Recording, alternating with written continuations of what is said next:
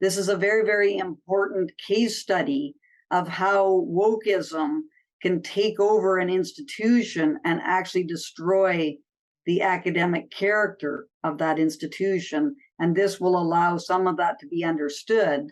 There's obviously huge, there's huge opposition to trying to restore the university from certain segments. I'm hoping by shining some light on it, people will recognize the terrible danger of what is happening, but it's going to require the public, the public to understand. And there's still many people that I know who say things like, "Oh, it's just a passing phase. It's going to be, and I don't think that's the case. I think this is going to need to be fought with serious organization. All the academic freedom of expression types of organizations, marshaling the public into supporting those organizations to fight back, to try to restore our universities to what they were like, not that long ago. We used to be able to have discussions 15 years ago, but this has been gradually under attack until we are where we are right now." I'm Sos here for Rebel News, and in just a few moments, I'm going to be joined by Professor Francis Widdowson, a professor who was fired from Mount Royal University despite having tenure. Now, I actually had the opportunity to meet Professor Francis Widdowson at the George Jonas Freedom Award, which is an award that was given and has been given to people who advocate and fight for freedoms. "I will never resign. I will fight to the end for the university to be an academic space." Francis Widdowson was receiving it on behalf of the Society for Academic Freedom and Scholarships.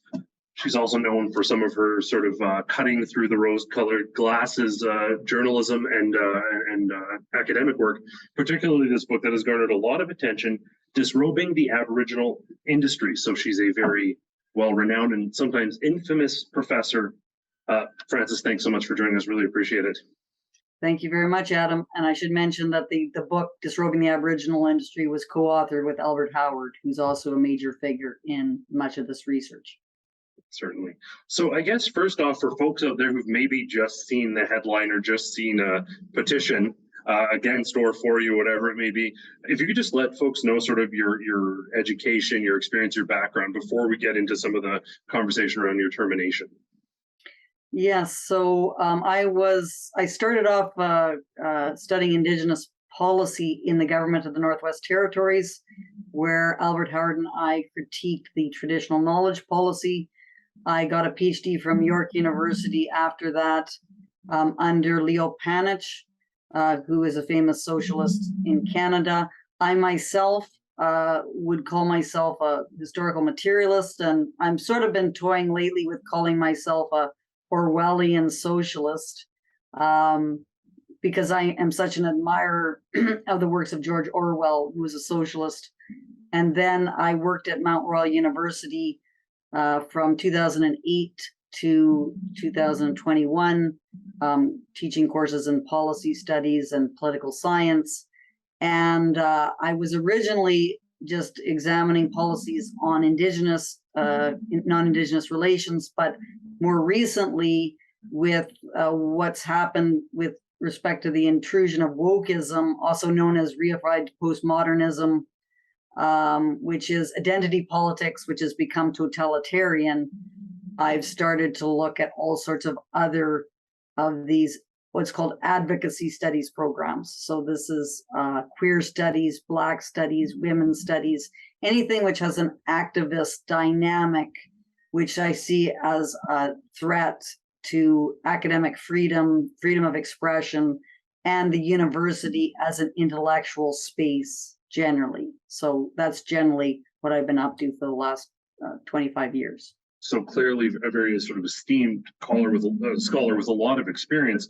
It's really interesting there for folks out there who maybe heard some of the scandals to hear you as a sort of self-professed socialist, whether that be Orwellian or otherwise, not necessarily identifying yourself as a conservative or a right-wing or anything along those lines.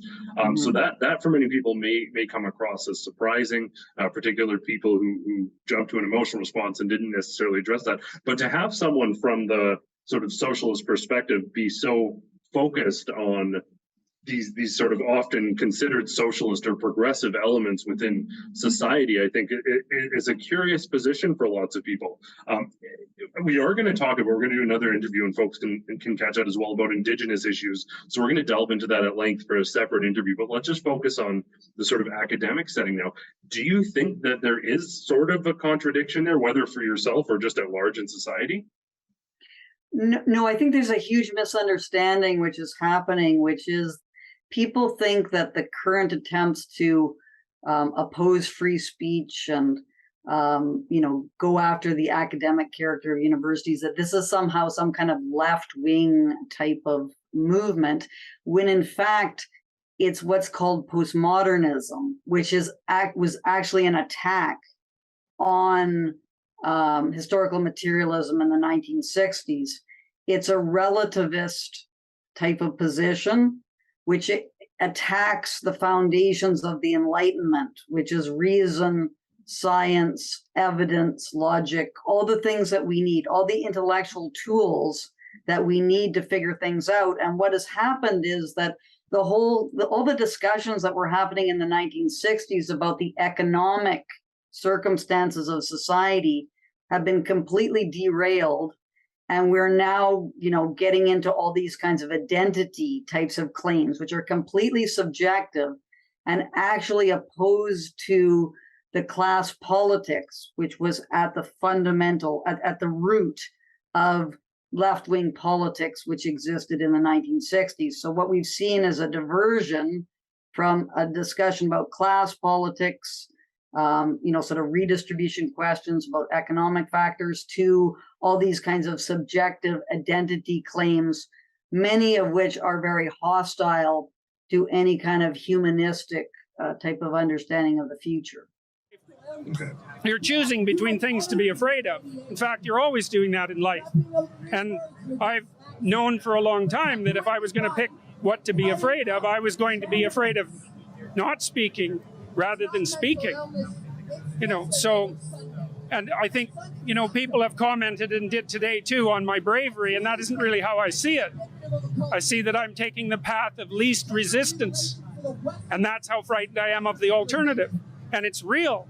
There are ugly things brewing. I do want to get into the sort of Mount Royal University termination. There's two kind of key points I wanted to get into here, but if you could just sort of set the scene as far as an academic, did you sense that there was sort of an escalating conflict? And the fact that you're asking these questions, even in an academic setting, did you sort of feel something coming, or was it just very suddenly there was a concerted effort to cancel you, to use the terminology that kids are using these days? No, I've been ready for it. I was ready for it. I knew it was always a difficult situation for me at Mount Royal University, but I had quite a lot of support. And Mount Royal was a very academic institution in 2008 when it was becoming a university. Since 2016, there has been a concerted, well, it started off relatively muted, an effort to push me out of Mount Royal University. And I have actually been alerting administration, MRU administration, since 2016 about all these efforts, largely happening on social media. And Mount Royal basically gave me the impression in their responses that they did not see social media as a workplace issue. As well, since 2019, because of advice from someone I knew who told me, people are out to get you. You should, whenever you say anything publicly, or whenever you're in a meeting, an official meeting of any kind, you should record what it is that you say. And so I have been recording everything since 2019. So I have a huge database of recorded meetings, which were sort of official meetings or when I spoke publicly. And that was very important because in one of the complaints against me, the person who made the complaint made up some material about what I'd said at a meeting. And I was able to use that recording to be able to defend myself. So I've been sensing it for quite some time, but it was really in 2020 with the killing of George Floyd when we had a tipping point that kind of occurred, and then things just completely accelerated. I'm not that kind of guy, man. Take a seat. Yo, I'm gonna die here. Take a seat. I'm gonna die, man. You need to take a seat right now. And I just had COVID, man. I don't want to go back to that. And it became obvious at that point that it was just impossible to discuss anything rationally with the woke element. So yeah, exactly. And I think that's the crux of so much of this that we're going to talk about is the sort of breakdown of authentic discourse and just a descent into accept or be canceled. The BLM sort of criticisms and comments you made were one of the two sort of principal things that have been referenced, at least by media out there. Can you tell us effectively what you said? Yes, so this had to do with the Western Standard interview that I did, I believe, in September 2020. And what had happened was I was embroiled in a large contentious Twitter exchange with some colleagues because one colleague tried to mobilize a student group against me for defending the journalist Wendy Mesley's reference to Pierre Valiere's book title, White Niggers of America. So there's an attempt to kind of mobilize students against me, and that led me to sort of try to defend myself because Mount Royal had said that social media was not an area that they thought, or gave me the impression it was not a workplace issue. And as a result of that, I took on a satire. I started to engage in satire. One of the things was a satirical response to an open letter trying to bring in a whole bunch of what was called anti-racist initiatives, which were mandatory anti-racism training and things like this. And so then in the Western Standard interview, I said that Black Lives Matter was destroying Mount Royal University. And what I meant by that was these kinds of totalitarian initiatives that they were trying to impose on the university. If you want to engage in these sorts of activist activities, that's a personal kind of matter. But what was the problem was the university was taking on this activist character. So that was the first thing. And the second thing was if you don't mind, if I could ask about that. Yeah. Basically, the point you were making was that like these woke politics were undermining the academic process. And then in response, you were canceled, removed from the academic conversation, and the point was proven like de facto? Well, it was a bit more complicated than that because of my use of satire. Mm-hmm. So I was using satire to satirize the attempts of about 30 professors to try to get me fired. So I was satirizing their activities.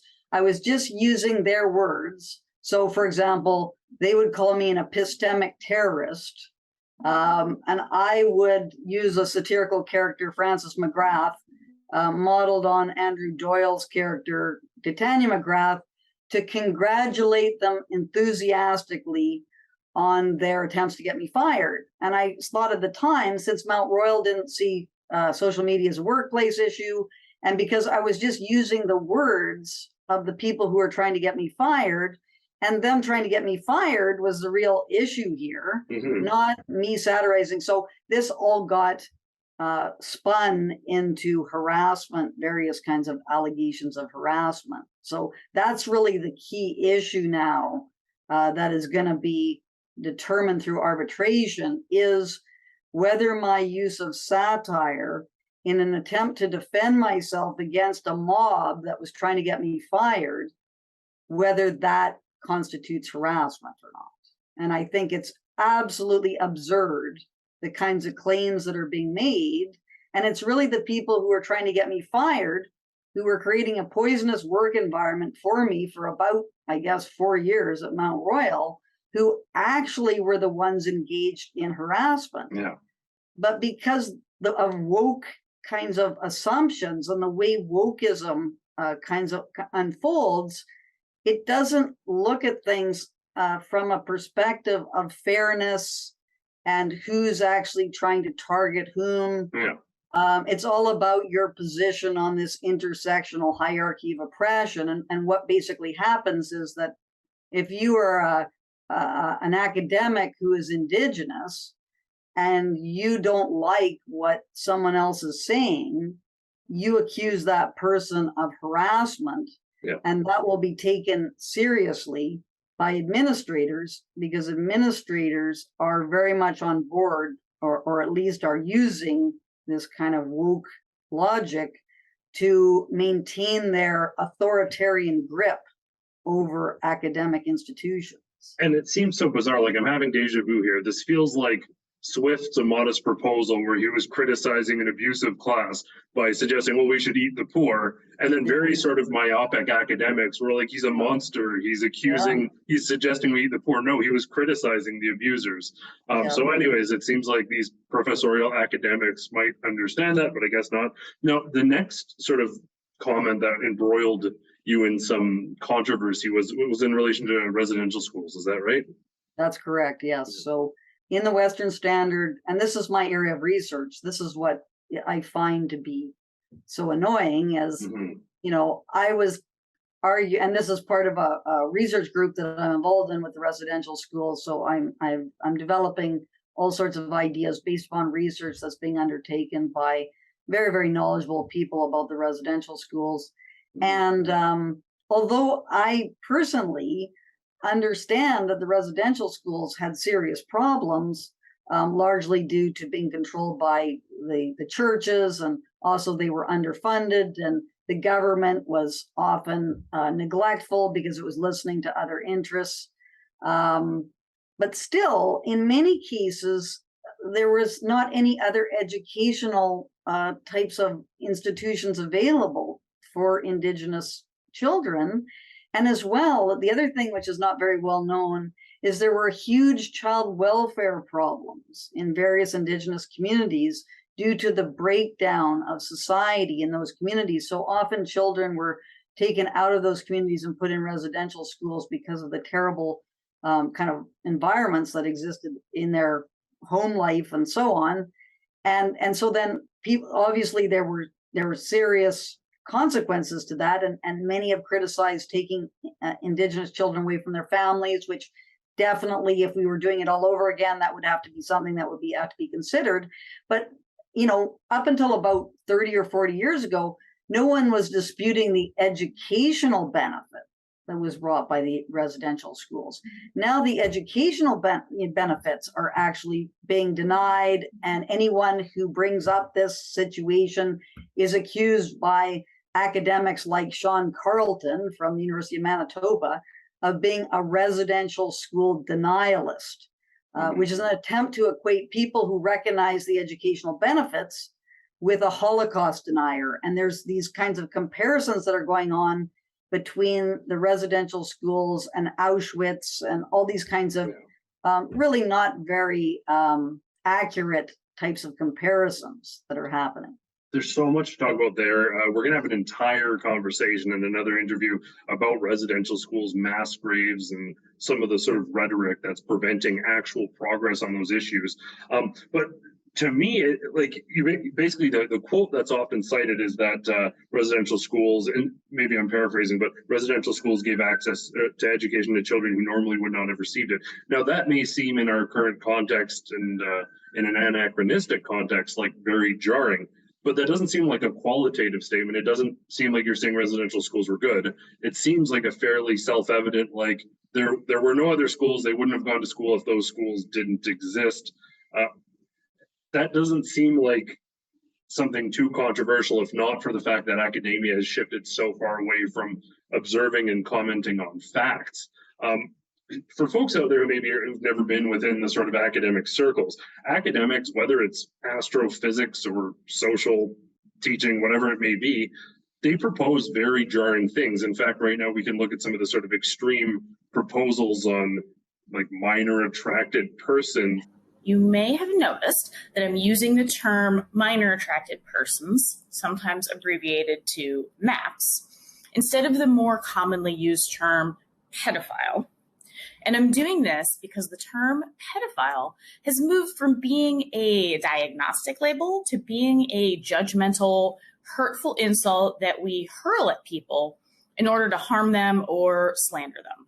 Or gender studies or whatever. There's some stuff out there that's absolutely jarring, shocking, and not evidence-based, and there's no real issue.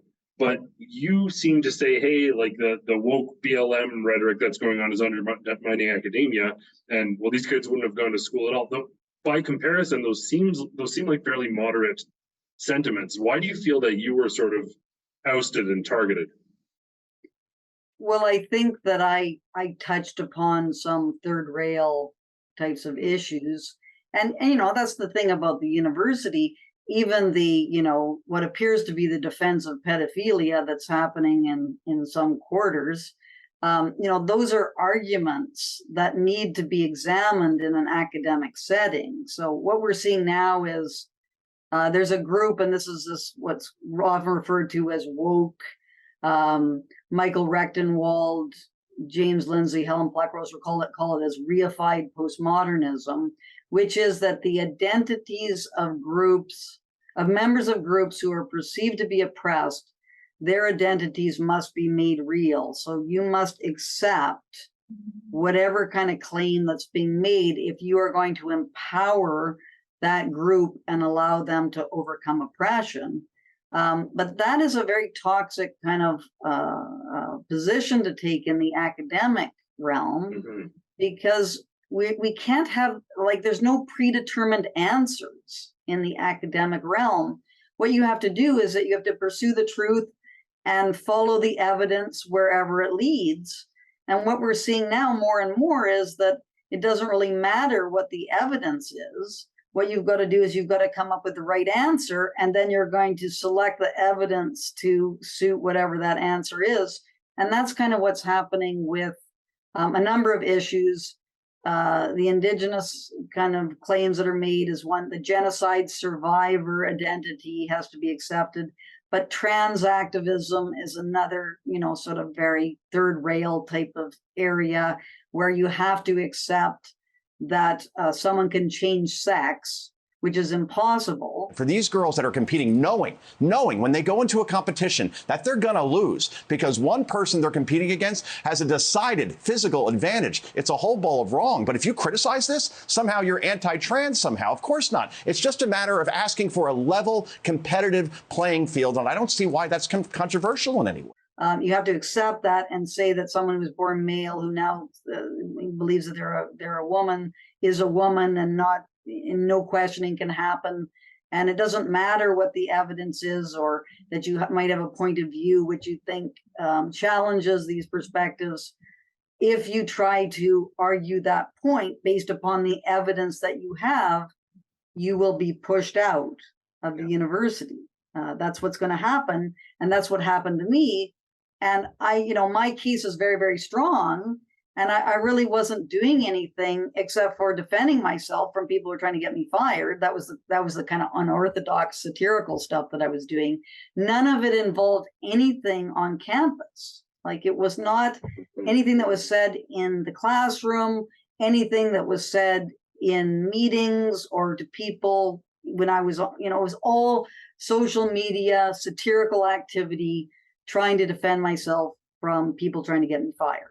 Well, and it's this sort, like, if someone were to approach me with a position that I didn't agree with, which, I mean, you and I would probably disagree on quite a few positions, but yeah. I'd talk to you about it. I wouldn't lash out in a petty fashion or become emotional. When you say you touch the third rail, I think you're also touching on, in a significant fashion, some element of truth that they view as undeniable and in conflict with their position. And very often you see them lashing out, and they'll call you racist or bigoted or anything if you question these things. And this may be a little bit academic, but does it not seem that applying a different lens of scrutiny to people based on their race or identification is racism, and sort of applying the same light to everybody is the antithesis of racism? And yeah, I would agree with that. And it's sort of a different views. And my colleague Sinclair McRae, who is a very thoughtful person at Mount Royal, who's written quite a few things trying to oppose these developments, and also Mark Mercer, the president of the Society for Academic Freedom and Scholarship, both of them have commented on this. This word respect is defined differently by academics and by what's I call scholar activists. For academics, respect is respecting the autonomy of the individual. and the ability of the individual to hear things and to decide for themselves what they think about these arguments. For the scholar activists, respect means deference, and actually just pretending, that's what you're was being asked you do, that you're supposed to pretend that you agree with a member of a marginalized group, whatever they say, in order to show quote unquote respect for that person. And in my view, that is a highly disrespectful thing to do. To treat someone who's, for example, an indigenous person, as if they are so fragile and they need my help so much as a non-indigenous person that I am going to have to, change the way I speak to them, use different arguments and so on, and have different conversations with non-indigenous people than I would have with indigenous people. Many people have referred to this as the racism of low expectations, I guess, is what's been put forward. But it's really gets to a, sort of a fundamental difference in how people view the word respect. And I should mention a very strange thing that happens as well is that, and this happened at Mount Royal, there was an indigenous scholar whose name was Barbara Barnes, who was arguing that the residential schools, had some benefits. And the woke went after her just as viciously as they went after me, which I thought was just the most strange thing that I'd ever seen. This worksheet in her Intro to Indigenous Studies course at Mount Royal University, which at the top says positives and negatives of residential schools.